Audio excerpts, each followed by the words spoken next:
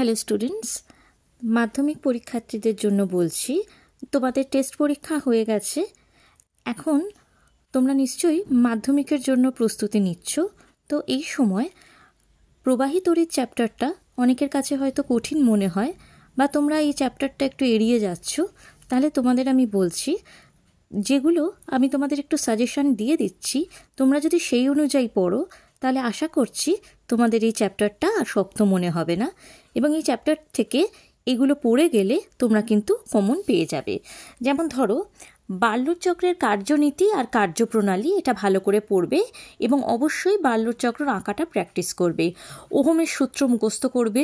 ওহমের সূত্র থেকে যেভাবে রোধের সংজ্ঞা পাওয়া যায় সেটা কিন্তু খুব ভালো করে পড়বে। লেন্সের সূত্র এবারে খুব ইম্পর্টেন্ট, লেন্সের সূত্র কিন্তু বারবার লিখে প্র্যাকটিস করবে।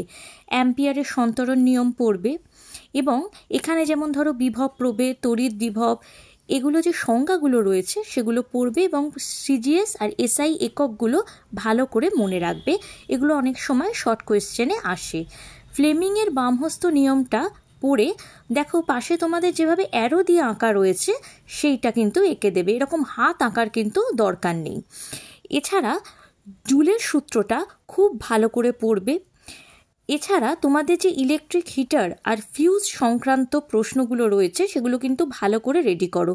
ইলেকট্রিক হিটার আর ফিউজ থেকে শর্ট কোয়েশ্চেনও আসতে পারে, আবার 3 নম্বরের ব্রড কোয়েশ্চেনও আসতে পারে।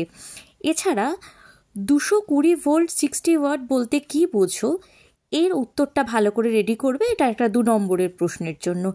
আর্থিং তার সম্পর্কিত কোনো প্রশ্ন থাকলে সেগুলো খুব ভালো করে পড়বে। আর্থিং তার সম্পর্কে কিন্তু অনেক শর্ট কোয়েশ্চেন তোমাদের দেওয়া হয়।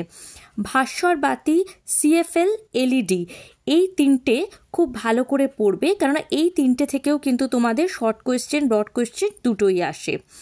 শ্রেণী সমবায়, সমান্তরাল সমবায়, এগুলো কাকে বলে এবং এই সংক্রান্ত যাবতীয় অঙ্ক ভালো করে প্র্যাকটিস করবে।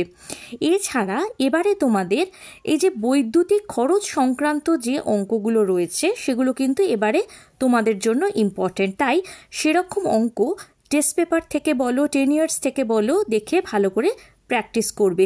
এখানে একটা কথা বলে দিচ্ছি, শুধুমাত্র কিন্তু বইয়ের করা অঙ্কগুলো দেখে গেলে বা বইয়ের যে প্রশ্ন দেওয়া আছে সেই অঙ্ক করে গেলে কিন্তু হবে না।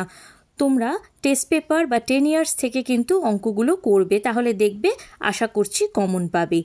এছাড়াও তোমাদের এই চ্যাপ্টারটাতে যদি কিছু বুঝতে অসুবিধে থাকে বা কোনো এমন প্রশ্ন থাকে, তাহলে তোমরা যোগাযোগ করতে পারো আমাদের কন্ট্যাক্ট নাম্বারে। Thank you.